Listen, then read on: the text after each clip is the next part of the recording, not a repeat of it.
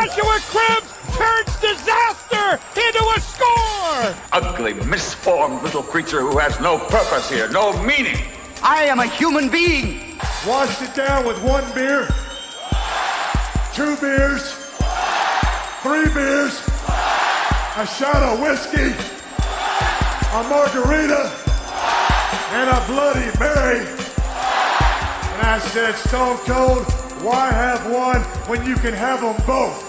Swung out and drilled! Deep right center! Away back! Gone for Tony! Irving and Curry, one-on-one. Irving puts it up. It's good! Kyrie Irving from downtown! Senator Hillary Rodham Clinton? Awful. How is she awful? Hates freedom. And now, Any Given Podcast with your hosts, Brendan Ward and Ethan Simpson. Iguodala to Curry, back to Iguodala, up for the layup! Oh, blocked by James! LeBron James with the rejection! Hello and welcome back to another fantastic episode of Any Given Podcast, being recorded here in the frozen tundra of the Kent stage. I'm Ethan Simpson, sitting here with my co-host, Brendan Ward, and we have a fantastic show for you today. But first, what do you got for us, my man? Man, we got to sell some shirts, right? We got to sell some We got to shirts. sell some shirts. Numbers don't lie. Last week we said you could put the 6 where you need to. You could take a look at the colors and know what we're talking about there. Incredible season by our man over there. Get yourself a shirt to commemorate it. You're not going to see this anywhere but here. You can get it at KentStagePosters.com. KentStagePosters.com. And as well as the shirt, you can get any of your favorite concert posters there. Maybe not any, but a lot of your favorite concert posters there at KentStagePosters.com. It's an incredible site. You're just going to find things you love there. I recommend checking it out. Get yourself a shirt, bundle it with a poster, get out of there spending about $50 and enjoying yourself. And 100% of every poster sold goes to the Kent Stage COVID-19 Relief Fund that is going on here to help keep live music alive in Kent, Ohio. Well, exactly. They see this by a very minute circle, right, that we're in. They see the edge of our table to the edge of this table. We're sitting here looking at the seating and things like that, and just the things that everything that you sell on there is gonna help keep preserved and keep up and right and keep the lights on and things like that. And it's a very good site. But moving on from that, we're going to get into a little Cleveland Browns. Yes, I know that they lost last week, but I didn't want to get too much into just a season in review type of thing last week. We wanted to talk about the game, obviously, but we just didn't want to start looking back at the entire season. 11-5 record, without a doubt, best record we've ever seen, at least that I can remember from 94, 95, 96, things like that, falling just short of that division title. Arguably, if you say that they don't get COVID before the Jets game, that they win the AFC North because they don't lose that game, and then they play the Steelers Week 17 for the title. Yeah, absolutely. And might I add that they were projected to go 7-7?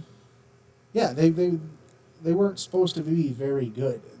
Nobody thought. Well, a lot of it was coming back from 7 and 9. 7 and 9. Sorry, did I say 7 and 7? Yeah, sorry, I meant 7 and 9. My apologies. I knew what you meant. They weren't supposed to be this good. They weren't supposed to win 11 games, without a doubt. I think a lot of people had that peak at 10 or 9 at most for them this year, and they kind of bucked that stereotype. And a big deal for them coming off of the Freddie Kitchens year that they had the year before to get in the race there at the end for a division championship, but not only that, get into the playoffs as the 6th seed before heading into Heinz Field in that wild card round, and we know how that went. Oh, we all know how that went. That was, it was such a great day to be a Browns fan. It was incredible going into the Lions' Den that we have been destroyed in for how many years? Exactly. To me, it was a great day to host a Cleveland sports podcast. especially one that's been telling you for 7 weeks prior to that the Steelers were just not that good. Yeah. In fact, after the Monday night loss to the Ravens, we both recalled that if the Steelers and the Browns met, I expect the Browns fully healthy to kick their ass. And what happened? They kicked their ass. With a half-healthy team and no coach. 2 times. Twice. I mean, sometimes it's good to be right, and that's one of those times where it's just like, yeah, I'm gonna talk about that. So what we got? 7-8 months to go still. Yeah, So Browns football, I could watch a Super Bowl in 2 weeks, but other than that, we got eight months still football. We got one more game. Yep. And unless you're gonna watch that Madden tournament this weekend, that's called the Pro Bowl. I was just gonna say that. Do you remember like height pandemic when they were playing the 2K tournaments between players and ESPN thought people were gonna tune in. Yeah. Nobody really likes watching other people play video games if you're not playing it. Bro, I'm not like. You say nobody, but Twitch streamers be making way too much money. There's some sort of culture like me and you, and like sports fans probably don't like it that much, because I can't really get into watching like even like the Cavs professional esports team. I've tried, and they're very good. Like they're one of the top teams in the league apparently, and it's just not for me. But yeah, I don't know. I'm not really into watching Myles Garrett play Cameron Jordan or anybody. Yeah, I don't know. And one thing I have to say is I don't know why they call them esports. There's no athletic ability going on while they're playing video games, and they're not even playing like Madden or 2K. Well, they're playing Fortnite. To me, those are esports. To me, those are esports. If you're playing the Madden or the 2K, you can call it esports. Call it e-gaming or something. Call it electronic gaming. And I mean, we know what you are. Like you're a gamer. That's what you do. By all means, you found a way to get paid for it. It's. I'm not gonna say it's easy because I'm not that good at those type of games. I actually played Fortnite for the first time a couple weeks ago. Yeah. I said I would never play it. I ended up playing it. Out of how many people were playing, I ended up a couple times either 4th or 5th. My strategy was killing about 2 or 3 people and then just driving the car around. Yeah, sometimes that works, man. I can Fortnite has this one mode I like. It's like team, and it's just like you spawn. It's pretty much like team deathmatch on Fortnite, and I mean because it's free, I'll play it. Yeah. Right. So every once in a while I'll get on Fortnite. I have played it. It's not a terrible game. It's just not something I'm devoting a bunch of time to. It's not bad. It's actually pretty fun. Yeah. But I would much rather play like a Call of Duty and not the new ones. I'd rather play like a World War II Call of Duty. Yeah, give me old school. They haven't made a Vietnam Call of Duty. In fact, the last Call of Duty I played was Call of Duty World War II. I bought that actually, I think about a year and a half ago. Crushed it in about 3 weeks, not even 2 weeks, something like that. Between school and doing that. All right, moving on from gaming. From gaming. This is a sports We got a Browns podcast. season to talk about. So, what happened in the divisional round? Do you want to get into that? We can. Unfortunately, they ran into the defending Super Bowl champions, who has a quarterback over there that looks like he's the cream of the crop, the best of the best. Unfortunately, he's not on our team, but he does look like he is that guy. Yeah. The thing is when you run into a juggernaut like that, you could find chances to win, and they did, and they had that chance. I know it rides off of an injury of Patrick Mahomes, but that chance was still there, and it's so much of it's almost I say fall just short, but it's so much of more disappointing today. Yeah. To me, I'm more disappointed today than I was last Tuesday, just simply because I watched the AFC Championship game on Sunday, and as much as I like the Bills, I think the Browns kicked their ass on Sunday. Oh, absolutely. If they would have called what they called last week, or on Sunday, what they didn't call against Higgins and Dirty Dan, it would have been a completely different game. It would have been Browns, Bills, and like you said, seeing the way that the Bills played, Browns would be in the Super Bowl. They'd be heading to the Super Bowl right now. And that's kind of why I feel a little bit different today about it than I did last week. It's because last week I was like, well, they got in, they won a game, they've made significant steps towards where I want them to go. Mm-hmm. Now I feel like, well, they could have been where I wanted them to go. Yeah. Like they should have been. And I'm not like Josh Allen probably has a different game against the Browns defense, but you can't tell me Kansas City's defense is that much better than the Browns defense. Not one bit, especially when there's not a running back to worry about. The only thing that the Chiefs have different than the Browns is a secondary. And do they, though? They have Matthew. They got Breland. He's all right. Like, I'll take Breland over anybody not named Denzel Ward on the. Yeah, Browns, that's what I'm saying. But like Matthew's better than Denzel, but they play different positions. I mean, they don't have a guy named Sendejo. Which, No. don't get me wrong, like I've said in the past, Sendejo plays his ass off. Yeah, he's got heart. He's an effort guy. I don't no problem with how what Sendejo brings to the game. There was too many plays this season where he missed crucial tackles. I would say there were too many, definitely, and there were too many plays where afterwards you thought, retire. Yeah. Or he was like not 5 yards down the field, but he was 5 yards. Well, because over here, when the play was going over here and he was watching it, and then he showed up after the play was done. yeah, and a lot of times it was just camera angles made you look bad and things like that. He did come on quite a bit towards the end of the year. I'll say that with the thought that he came on to the point where we were no longer having headaches when we've seen the number 23 in a Browns jersey. He came on because he was making the easy tackles he was missing earlier in the year and things like that. But, I mean, it happens. The last two questions I have here for that, we'll get into the first one first. What do you think is the biggest need for the Browns heading into the offseason to ensure that they bolster that team and make a run at the Super Bowl next year?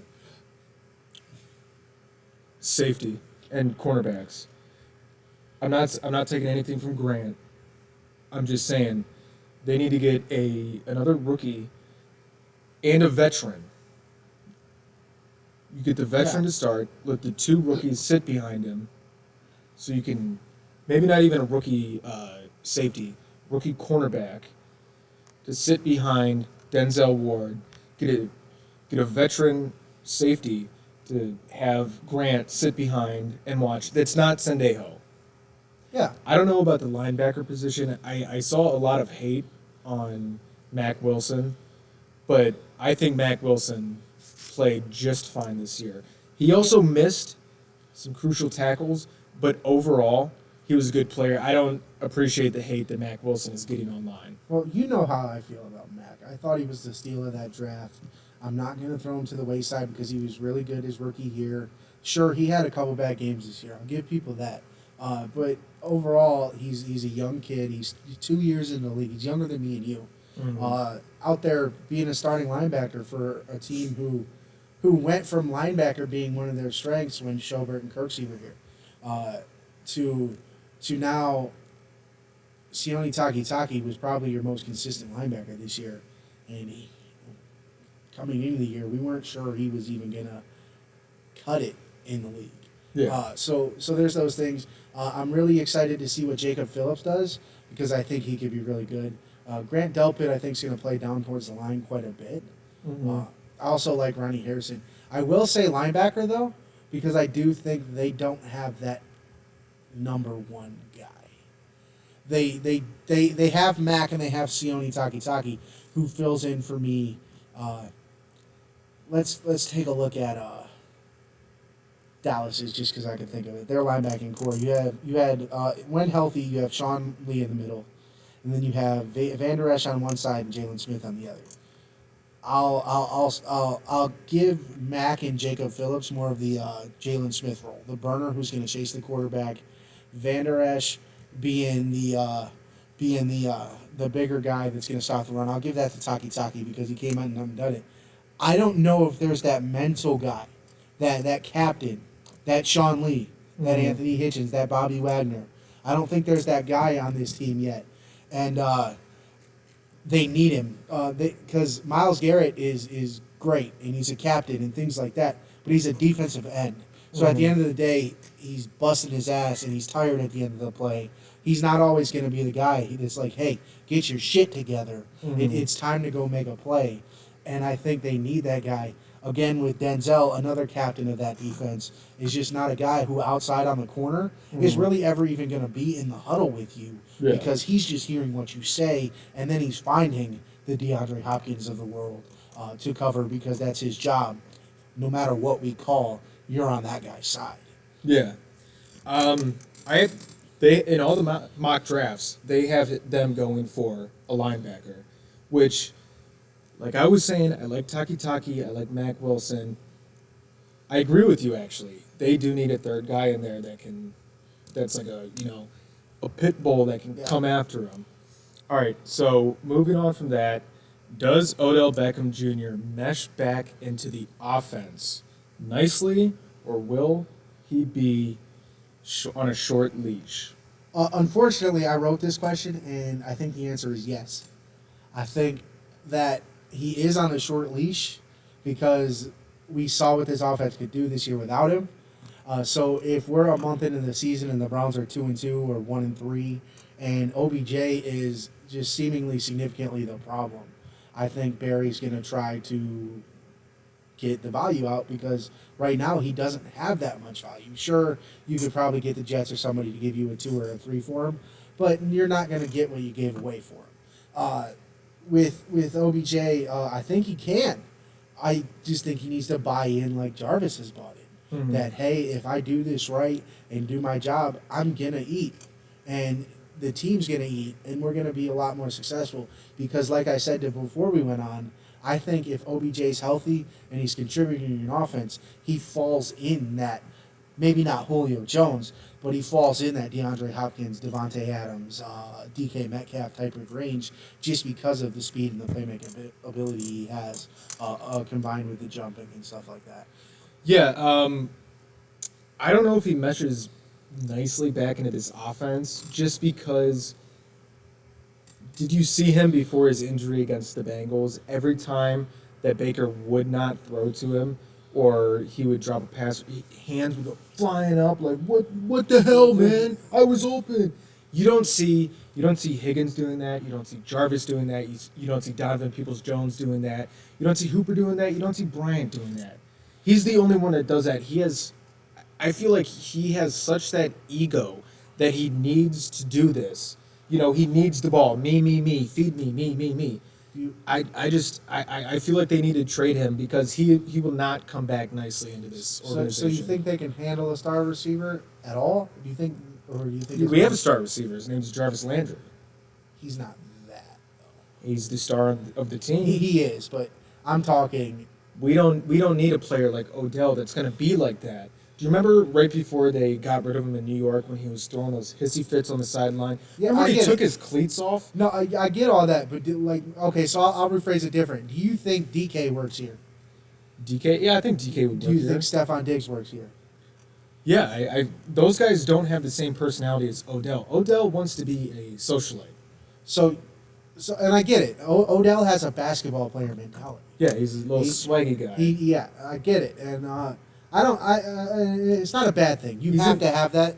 He's in Drake music videos. You don't see Higgins in Drake music videos. It's not a bad thing because you have to have some of that to be that good. Like if you're that good, you have some sort of ego and some sort of I'm the shit type of thought. The thing is, if it starts to become detrimental, it is, and that's why I say there's a short leash. I think he'll be back at the start of the season. I just don't know if we start getting whiny OBJ or OBJ catching 2 passes a game for 25 yards and not scoring. Then taking off his cleats on the sideline. Oh, I have turf toe. You didn't have turf toe, bro. You gave up on the game. And being done with the team, I think you got to get value for him at some point because if he just continues to do it, then he's just going to walk. And by all means, if there's a team that can figure that out, then he's going to walk and you're not going to get anything. But if you're going to be able to get something, because as you know, you turn a second-round pick into Nick Chubb. You turn Duke Johnson into a third-round pick, and then you get Donovan Peoples-Jones. And I think Donovan Peoples-Jones is going to have that sort of trajectory at some point. And let me just say this. I wish that Odell could fit into the chemistry of this team. I like Odell. I like the way he plays. But his attitude, his ego, that's not going to fit with this team. This team has come together, and I think egos, the second they walk into the locker room, the second they go on the field, the egos leave. They stay outside of the stadium. I get it. You know what I think's going to happen? I think that he's going to show up and then he's going to look all right week 1. He's going to look real good week 1. Yeah. His trade value is going to be up, and then week 2 he's going to not do anything, and we're going to have a soup throwing situation. Yep. And I could definitely see a soup throwing situation. And then it's just going to be like, trade him for Amari Cooper. Send him to Dallas. Or something. His ego, his personality fits in Dallas. Everything's bigger in Texas. They had T.O. Yeah, T.O. all those guys. I had a dream about it, and I'm really scared. I think Dallas is pulling the trigger on Aaron Rodgers. You think so? I think they're going to trade Dak Prescott to the Green Bay Packers for Aaron Rodgers. I do. I don't know why. That's going to be a big change for Dak. I don't know why I have a feeling, but it is? You think so? I think he'd end up in the better offense. Yeah, but he's going to be in the frozen tundra. That's all right. I mean, it's a little different than Mississippi State, but it's not Texas, but it's still a big time program. I say program like it's a school. It's still a big time team. Green Bay Packers are historic, man. I very much dislike them, but. All right. So speaking of the Green Bay Packers, my Tampa Bay Buccaneers came into the frozen tundra and they stole the cheese right under those Packers' noses. Oh yeah, kudos to you for calling that too. Hey, they beat them 31-26, even though Brady threw 3 interceptions. He threw 3 touchdowns, which was the touchdown with 8 seconds left to Scotty Miller was absolutely insane. I called it. That was prime time Tom Brady right there. I was just like, because you knew, and I should know better. Like last week, I should have known better. TB12 is in that game with the Super Bowl on the line. I should have known better. And just the magic Tampa Bay that city seems to have right now. The Lightning winning the title, the Rays playing in the World Series, and now they're going to the Super Bowl. And now they're going to the Super Bowl with 12 at quarterback. Right. And it's a home game. And it's the first time ever in Super Bowl era history that the hometown team is going to play in their own Super Bowl. So, speaking of that game, besides the magical pass with 8 seconds left before halftime, how dumb is Matt LaFleur with 2 minutes and 46 seconds left or something like that? Something or 2 minutes and 38 seconds, something crazy like that, deciding to kick a field goal down by 8 to give the ball back to Tom Brady. Like they're going to make a stop against Tom Brady. When Tom Brady comes down to the clutch, 9 times out of the 10, 6 times out of 9. Yeah. He gets down to it. I mean that's a big thing. Kudos to that defense for Aaron Rodgers had plenty of chances in that fourth quarter and just didn't do anything. So kudos to that defense. But yeah, exactly. Kicking that field goal right there really makes you forget about a 4th and 9 punt with 1 timeout and 4.5 minutes to go in the game. It reminds me of the New England Seahawks when they were down on the goal line and Pete Carroll decides to throw it. Malcolm Butler gets the interception. When you have, I'm going to say it, when you have fucking Marshawn Lynch in your backfield, you have beast mode in your backfield and you're not going to put him right through the line. Arguably a Hall of Fame running back, and you throw it with your second-year quarterback. Yeah. Or third-year quarterback at that time. Absolutely ridiculous. They deserve to lose that game. The Packers deserve to lose that game. You're on the goal line. You have a Hall of Fame quarterback who could easily just toss it in. Yeah. He made the mistake of not running it in there. On third down, Yeah. he had 12 yards. I've seen Aaron Rodgers do it before. You win that game and you head to the Super Bowl. He had a clear, like, if they were going, the defenders were following, there were 2 men on the receiver. He had a clear lane. Baker would have taken that. I think any quarterback not named Peyton Manning probably takes that. And that's Right. just because he was significantly slow. Yeah. It was pretty bad. I don't know. 4th and 8. A guy you guys call the greatest of all time, and Aaron Rodgers. 4th and goal from the 6. Yeah. Not us. They. That's why I said a guy Packers fans call the GOAT from 7 yards out, 4th and goal to go to the Super Bowl to take a lead, or no, to tie it. I get that Tom Brady's still going to have time to go and beat you, but you bet against a 43-year-old arm in that situation, especially because even without the field goal, if you don't get it, then they've got the ball 7 yards away from the end zone. Yeah. And you're getting the ball back. If you get the ball back, they're punting from inside their own 10. So there was just so much there where you started to question it. And then Aaron Rodgers didn't make it better after the game, talking about, well, everything's unknown. We just don't know what next year's going to look like and things like that. And then he tried walking it back on Pat McAfee yesterday or today, whenever it was. Just, I don't really foresee a situation where I'm not in Green Bay next year. There's quite a bit of them. One of them is you wanting to be traded. The other one is you not wanting to restructure your contract. And they're just like, well, I guess Jordan Love's the answer. But you know my thoughts on Jordan Love. But yeah, so like I'm not 100% sure that that's going to end up being the answer. But you kind of get where I'm going with that. But let's get into the AFC title game, my man.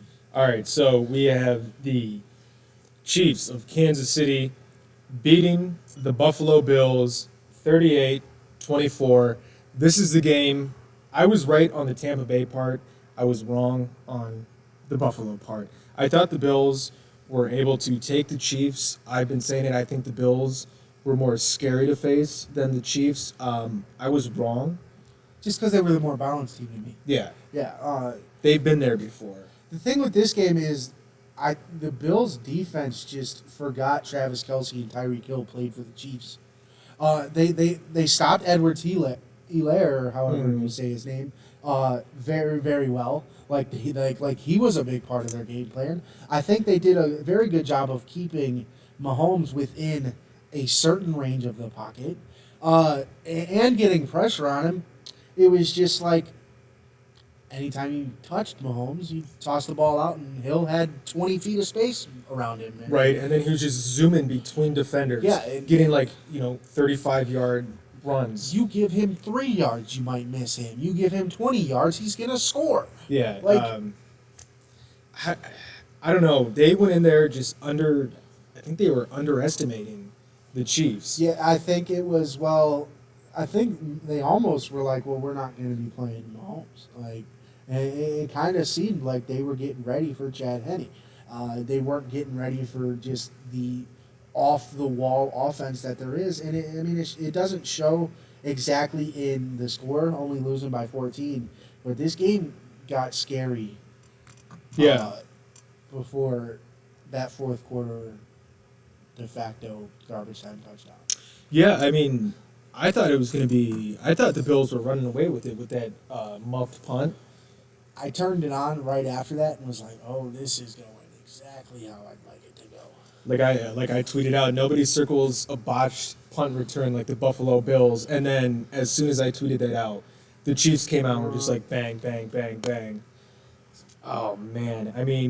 Patrick Mahomes is probably the most electric quarterback in the NFL. Tyreek Hill is the fastest wide receiver.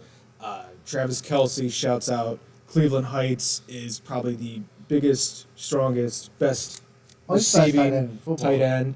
It's just, it's ridiculous. I don't know.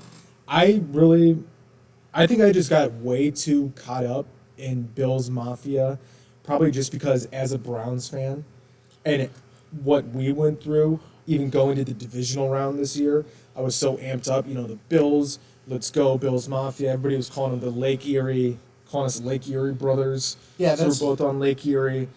There's always been that sort of parallel with that team. They were bad at the same times. You've had numerous Blizzard Bowls where it was a 9-12 score because neither offense could score. It's just the Bills, in comparison, they're the only fans that compare to Cleveland fans. Oh, absolutely. At all. There's no other argument. I mean, the Dallas Cowboys have fans all over, but they are not as rabid and rambunctious and however other words you want to pull out of the source and use. They're not Browns fans. They're not the Dog Pound. They're not Bills Mafia. Right. They're Cowboys fans, but they're not. If you look at the Bills Mafia when they go around, I'm just gonna keep calling it New Era Stadium because I refuse to call it anything else. I don't even know what it is now. It's New Era Stadium.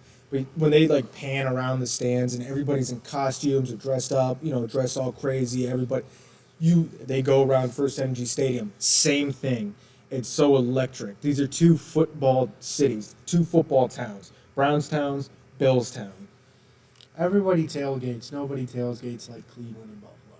Right. This is the way it is. We got the Muni lot. They have whatever their place is called. They're jumping through the tables and whatnot.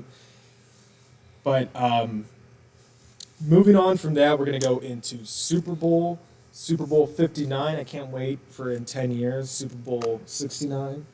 Well, right now we're talking about Super Bowl 59. I thought that was 55. Is it? LIV was 54, right? 55. 50 was only a couple years ago, bro. LV is 55. Oh, is it? Whoops. I got too ahead of myself thinking about 69. Super Bowl 59, book it. Browns Super Bowl champions, but they're also winning 56 and 57 and 58. Boom. All right, so we got Kansas City versus Tampa Bay, two obviously powerhouses. You got the old man Tom Brady versus the young buck Patrick Mahomes. What do you got here, Brendan? I think it's really hard to call because, again, you don't bet versus Brady in this type of game. I've watched him come back from 28-3 in a very short amount of time. So I don't think you bet against it. That's why I wrote on here, can the Bucs D slow down Kansas City offense, or can TB keep pace? I wrote it like that because can Tampa Bay keep pace or can Tom Brady keep pace? And I think he can. Yeah, no, I'm going to go with Tampa Bay on this one. They're at home. This is the 10th time that Tom Brady's been in this situation. This is the second time that Mahomes been in this situation. Experience matters for sure. And the 18-and-a-half-year age gap between Tom Brady's first Super Bowl and now, when he's hitting his second one, it's just the experience matters. Tom Brady's been in the league since Mahomes was 5 years old. So it's just the way it goes. I'm gonna pick the Bucs just because of Brady, but I wouldn't be surprised if Kansas City's hoisting it again. It's just that's kind of the way it goes. I'm gonna take Tampa Bay, like I said, just because of the experience that Tom Brady has. Also, Tampa Bay has a top 5 defense in the NFL. They're at home in their own stadium. They know what they're doing there. I'm just going to go with Tampa Bay. They have more, besides Travis Kelce, Tampa Bay has more weapons. Yeah, right? Yeah. Because Tampa Bay has Evans, Godwin, Brown, Gronk.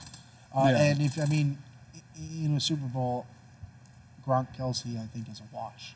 I know Kelce's better, but in a big game, Gronk's going to make some plays. Gronk's been there more, too. Yeah, it'll be his 4th. Yeah. Like, if they win. So, Brady will have 7 rings if they win. Gronk will have 4, and he's played like 7 years. Yeah. And he came out of retirement, man. So, there's that. You want to get into baseball, we're about 25 minutes out, so we might want to make that switch. All right. You want to start us off? All right, so in baseball, some somber news. Rest in peace to Henry Hank Aaron, a baseball legend, should be home run king. just what he did for African Americans in the game of baseball goes really unnoticed. Just all around, one of the kings of all sports to me. Absolutely. Fantastic human being on the field, off the field. Like he said, should be home run king. Barry Bonds, you cheating son of a bitch. You should have not beaten his record. The Hank Aaron Award that goes out every year to players, just a fantastic human being. What, like he said, not only for baseball, civil rights, just all around a great human being. R.I.P., my man. All right, and then into some Indians news. Dan Clark, I don't really know where he works because it didn't really say. So, reports that Indians are exploring trade with the Atlanta Braves of second baseman Jose Ramirez. However, reading some of like the responses and things like that, it seems Dan isn't that credible of a source. It seems like he's been off on quite a few things. But I want to get into this hypothetical trade because you yourself tweeted it could be the last straw for you. I think coming out of a Jose Ramirez trade, I don't see any shot in hell Bieber wants to stay in Cleveland, and that's your guy right now. Yeah. Here's the thing. Dolans, if you get rid of Jose Ramirez, just sell the fucking team or get him out of Cleveland. Send him somewhere. Well, that also came out last week too. That they think Dan Gilbert is selling off his casino properties because you can't you can't be into gambling to own a baseball team. They think he might be buying the Indians. By all means, sell that shit to Dan Gilbert. I've watched him throw money away. Yeah. You might not have you might hate the man for running LeBron down to Miami or whatever you want to say or do, or running him back to LA or whatever you want to say. The man spent money. And if he has a baseball team, I'm sure he would spend some money. And they're in the gateway. They're neighbors. Yeah. They have connecting walkways. I was like, if Dan Gilbert wants to buy the Indians, I'm all in on that just because of the cash flow. I think they're not going to be a large market team if he buys them, but I truly think that they're no longer a small market team if he buys them. They'll be a medium market team. Yeah, I'll take it. But here's what I like he said that I tweeted out. If they get rid of Jose Ramirez, that's the final straw for me. Look, I understand trading Francisco Lindor because he wanted that crazy contract. Okay, I get you guys getting rid of Chief Wahoo because he wanted the All-Star game. Still kind of irked about you guys getting rid of the name Indians. But when you get rid of Jose Ramirez, your last shining hope in the infield, and then like he said, if they do that, Shane Bieber's going to want out. What are you going to do? You just want to rebuild this team not even 4 years after you win the World Series? Are you kidding me? Get it together, guys. What are you doing? You guys had playoff teams. You guys have made the playoffs since every year except for 19 since 2016. Well, come on. And it's kind of just irking me because this came out the same day that it comes out that they're re-signing Cesar Hernandez, which I think is huge for them. Like, it's a big deal. Yes. That's a very good thing that they did. I've been saying it since last season. Re-sign this guy. He was their best player all of last year. I know Jose kind of had a big second half that put him in MVP conversations, but Cesar from start to finish was obviously their most consistent player, and in the playoffs he was. So I just don't get how, like, on one spectrum, you do this thing that significantly makes me feel so much better about what we have coming into this year. Because, like you said, we get that Lindor was gone. Mm-hmm. But Ramirez is playing for freaking pennies right now. There is no need to trade that man, especially when he's going to be your only power hitter. Carlos Santana's not a Cleveland Indian anymore. Oh, yeah. You're sitting on Roberto Perez and Jose Ramirez as your offense right now. Cesar Hernandez too, but he's probably gonna be your leadoff guy, and then I don't know who you put at 2. You probably put Jose at 3, but Franmel's gonna be your first baseman now.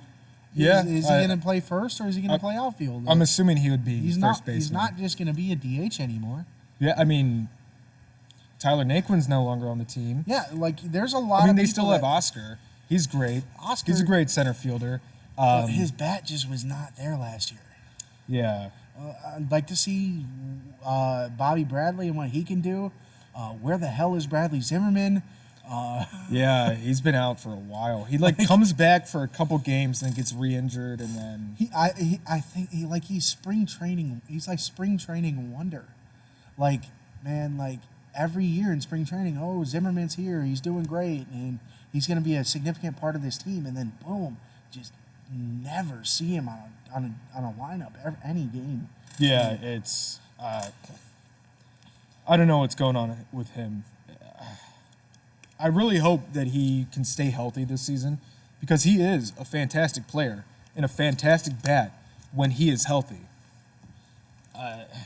It's just And that's one of your kind of like flaws.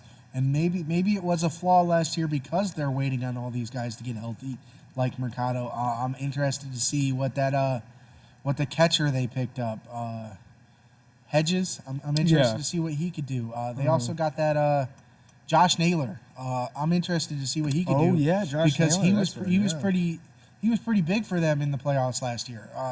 Did some good things. He had that one game where he had like 5 hits, didn't he, or something like that? Yeah. Yeah, it was just he was popping off once he came over from San Diego. And I don't know if it was like, well, you guys doubted me. Like, we thought that was the worst part of the trade because he was relatively unknown last year. But think about it. I think Naylor's going to be a big contributor here, and Mike Clevenger's not even going to be playing for San Diego this year. No, he had to get his second Tommy John and maybe surgery. not ever again because they have reloaded. Yeah. He might be their third or fourth string guy when they come back. He went from being their ace to he might be their third or fourth in the rotation. Oh yeah, he's most likely going to either come back and be a bullpen guy, or once he's healthy enough, they're just gonna dump him onto another team. So- Probably another small market. It's yeah, probably exactly. like the Pirates or something. 'cause Exactly. The Pirates, And if you think about it, you got all that from San Diego, and Mike Clevenger pitched one game for them. yeah, One game. and then Yeah, and then he was done. And I'm not wishing injury on the man, but like right now the Indians have won the trade, and especially absolutely. and we hate a lot of people, including partially myself, hated it at the time. I got it because of just the childishness that was coming out of Mike Clevenger last year, especially when he was arguably supposed to take that number one spot yeah, because Bieber was behind him the year before. then him and Plesac Yeah, go out and in Chicago when they're supposed to be in their bubble in their hotel room. They're like, oh, we went to our friend's house and we're opening up baseball cards. Bullshit. You weren't opening up baseball cards at your friend's house. What are you, 12, 11? Come on. Let's not kid ourselves. It's like, what was that down in Atlanta? I can't remember what team that was. I think it was the Marlins. Yeah, the Marlins got in trouble in Atlanta because they left the bubble and a bunch of people got COVID. And Derek Jeter came out and was like, they just went out to go pick up some milk. Yeah, right. What is this, the 1920s? You guys are going out to pick up milk? You guys were going out to the rip clubs. Also, like I don't need like I hate almond milk, but like how many professional baseball players are really just going to buy milk? Like they're drinking almond milk or some substitute. Yeah, nobody's like, hey, you guys want to go pick up some milk? We really need milk right now. They need some milk. Go get some milk from downstairs at Continental Breakfast. All right, so moving on from the Cleveland Indians, hopefully they can keep this team together. Hopefully those are just rumors. But moving on from them, the Cleveland Cavaliers have been playing pretty phenomenal basketball this week. Aside from that game against the Celtics over the weekend, but Yeah, except for the Celtics game. Yeah. But sweeping the Nets is a big deal for me. That Wednesday game, first time the Nets, all three of them were on the court, and Colin Sexton goes off for 42 and outduels them in 2 overtimes in what I would describe as a real LeBron James-esque game because he did score 26 of the final 28 points. yeah, I mean, Colin Sexton, like we said last week, he really sprouted this summer. He changed my mind. Yeah. He really did. I was done with him halfway through last year. JB Bickerstaff And people were arguing that he did those final 10 games that he coached last year, and he's really got this team. Even Garland looks a lot better than I thought he would. Osman has looked better than I thought he would, even though I don't really think he should. Okoro looks really good. The man definitely can play defense. I watched him shut James Harden down quite a bit in that game. Nance has been Nance, just a fantastic. I love Larry Nance Jr. Yeah. He's always been a fantastic player in my book. But yeah, they have been balling out, like you said, the tough loss. But on Monday, LeBron and the Lakers come into town. They held up very well. They played with extreme grit against the defending world champions. My biggest takeaway from it is you're down 14 in the third quarter. That's a teetering point. That's either we're about to get our ass whooped, right, or we need to do something right now to get in this game. JB Bickerstaff dialed up a lineup of Garland, Prince, Allen, Osman, and Drummond. Weird lineup. You got two centers. You got two very small forwards and a second-year point guard, but it worked. Yeah, well, that's the thing. You got these big guys. You're going up against these big guys like, you have AD, you got Brano. Who are you going to put up against him? Put two big guys on him. Drummond kept him in the first half very well, and then team basketball kept him in that second half. Unfortunately for the Cavaliers, somebody in the front office decided to poke fun at LeBron. That's just... I don't think they were poking fun at LeBron. He was cheering because... He missed it, yeah. He missed it, and he was clapping and cheering for the organization that he works for. Come on. And LeBron didn't like it. He was overly excited. LeBron, sorry, when you say jump, are people supposed to say how high? Are we supposed to not clap when you miss something? That's like me not being happy that a Green Bay Packers Hail Mary at the end of the game to beat me fell short.